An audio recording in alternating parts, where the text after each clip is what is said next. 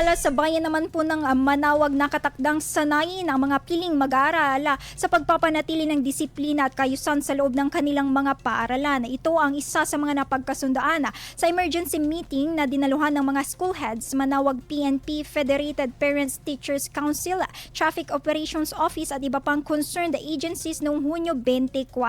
Ayon sa lokal na pamahalaan, isinagawa ang pagpupulong na ipinatawag ng alkalde ng bayan kasunod umano ng mga naitalang insidente ng karahasan sa ilang paaralan sa iba't ibang panig ng bansa. Kabilang sa mga inilatag ang panukalang Junior Police Officer Program ng Manawag Police Station. Sa ilalim nito, sasanayin umano ang mga piling estudyante para maging katuwang ng kapulisan sa pagpapanatili ng kaayusan sa paaralan. Samantala, sinabi ng pamunuan ng Manawag National High School na ipinatutupad ang mahigpit na security measures para sa mahigit at 6,000 estudyante. Git ng paaralan, patuloy na isinagawa ang inspeksyon, random spot checks at pagpapatupad ng Learning Rights and Protection Office sa paaralan.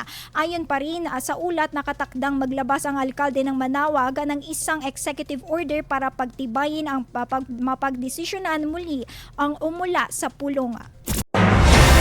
IFM News. IFM News. IFM News.